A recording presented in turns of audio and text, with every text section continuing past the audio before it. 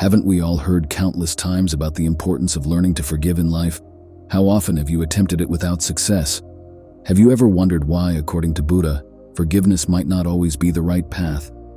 We often hear that the practice of forgiveness helps purify us, find inner peace, and embark on a true spiritual journey. Thanks to the Zen story you'll soon discover, you'll gain a deeper understanding of forgiveness in Buddhist culture. So stay with us till the end, because what you're about to hear will challenge your preconceived notions about forgiveness, greatly aiding your personal growth in relationships. But before we continue, if you haven't already, please subscribe to the channel, activate notifications, and share this video. These small gestures cost you nothing but will help us produce daily content for your spiritual growth. In an ancient Indian monastery hidden amidst mountain peaks, there resided a venerable and wise monk named Quemon. He was famous for his deep insights into the Buddhist way of life. Although his clothing was modest, his eyes radiated the clarity that comes from traversing a lengthy spiritual path. One fateful day, a troubled man, his heart heavy with an unseen burden, approached the monk. With a quivering voice, he inquired, "How can I genuinely grasp the concept of forgiveness, as taught by Buddhism?" Quemon, with his characteristic gentleness, motioned for the man to take a seat, setting the stage for a tale that would shed light on the journey of forgiveness. Many years ago, Quemon started, there existed two of Buddha's disciples, both sons of an esteemed merchant hailing from the eastern part of India.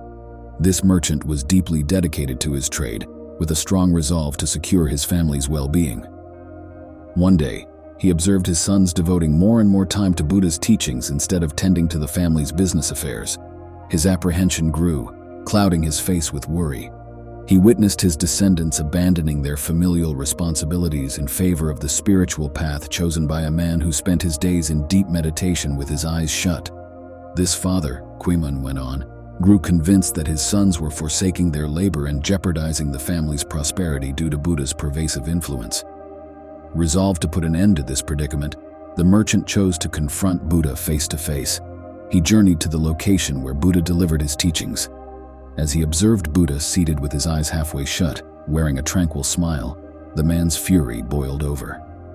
As Quemon recounted, this man felt deceived. He perceived Buddha as a thief of his son's future. The merchant, consumed by hopelessness and anger, had strategized a way to publicly shame Buddha in front of all his followers. He aimed to spew insults and accusations upon him. However, as he gazed upon Buddha's tranquil visage, a transformation occurred within him. The aura surrounding Buddha was saturated with such serenity that, for a brief moment, the man set aside his vengeful designs. Nevertheless, his ego couldn't embrace this profound calm, and fortified by his determination, he directed his spit at Buddha. Buddha's disciples rushed to protect him, but Buddha himself remained unperturbed, his serenity unshaken, and his smile unwavering. Quemon depicted the ensuing atmosphere as if it were drenched in a profound sense of peace. Buddha, as Quemon narrated, did not retaliate with anger. He sat with his eyes half shut, embracing this seemingly offensive act with an open heart. Observing Buddha's reaction, the merchant came to a profound realization regarding the pointlessness of his deeds and the anger he had carried within. Regret washed over him as he recollected all the accusations and slurs he had readied. Yet in the presence of that tranquil presence, all these seemed trivial. Buddha did not pass judgment on the man. He did not subject him to humiliation. Instead, he extended compassion and serenity, Quemon recounted. At this juncture in the narrative, the monk took a moment to underscore a vital teaching. "My dear friend," he remarked, "forgiveness resembles the tranquility of Buddha. It isn't just a matter of words or actions. It's a phenomenon that transpires when we are ready to release our grip on the past and perceive the individual before us in a fresh way." The monk then proceeded with the story, depicting how the man, deeply moved by Buddha's compassion, made his way back home. The juxtaposition of the serene Buddha and the act of being spat upon played incessantly in the man's thoughts that night. Sleep eluded him as he grappled with these clashing mental images. As Quemon recounted, the man stood at a crossroads, torn between the burden of regret for his prior deeds and the prospect of a new beginning. Quemon stressed the importance of this pivotal juncture in the tale. Quemon pressed on, elucidating that the man embarked on a deep journey of self-reflection. He endeavored to pardon himself, wrestling with guilt and shame for his past actions. As time passed, the man slowly comprehended that his imagination consistently wove distressing narratives rooted in his history. Quemon stressed, "Imagination," he asserted, "can serve as a powerful companion or a formidable foe. Mishandled, it can spawn an unending cycle of fury and bitterness." The man, as time elapsed, came to realize that Buddha hadn't met his deeds with condemnation but with a distinct objective. Consequently, he incrementally relinquished thoughts of retaliation and embarked on a quest for forgiveness. On a certain day, the man came back to stand before Buddha, not fueled by anger but genuinely repentant. "Forgive me, revered teacher," he pleaded. "My ignorance veiled my judgment. I was single-mindedly dedicated to my own life and the prosperity of my family." Buddha, his eyes half shut and bearing a serene smile, attentively heard the man's confession. As the man sought forgiveness, Buddha softly shook his head, responding, "I cannot grant you forgiveness because there is nothing to forgive. In my perception, you have committed no wrong." The bewildered man sought an explanation from Buddha regarding his refusal to forgive. Quemon elucidated that Buddha had no need for forgiveness because he had received the man's action without any judgment. It was as though Buddha looked beyond the realms of the past and present, discerning the inherent purity within the individual.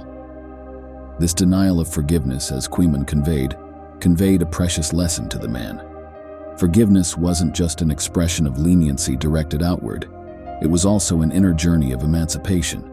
According to Quemon, Buddha's lesson was that forgiveness embodied an act of compassion, directed both towards others and oneself. The man, profoundly influenced by Buddha's wisdom, initiated a profound exploration of the authentic essence of forgiveness. The narrative progressed with the merchant, kindled by Buddha's influence, setting out on a voyage of self-absolution. Over time, he acquired the skill of distancing himself from the guilt and embarrassment that had tormented him. Meditation served as his sanctuary, a place where he discovered the capacity to observe each moment without falling prey to the clutches of past recollections or future concerns. Quemon turned to the attentive man and stated, "Forgiveness isn't solely an offering bestowed upon others. It's also an act of gentleness directed inward. When we cultivate the ability to perceive every instant with fresh eyes, releasing the grip of painful memories and our deleterious imagination, we can uncover inner serenity." The tale reached its culmination with the merchant, inspired by his spiritual journey, eventually mending the scars of his past and approaching Buddha to convey his heartfelt appreciation. Buddha, with his compassionate smile, received him with open arms. Quemon wrapped up the narrative, emphasizing that forgiveness, whether directed at others or oneself, stands as a profound and intricate facet of our spiritual expedition.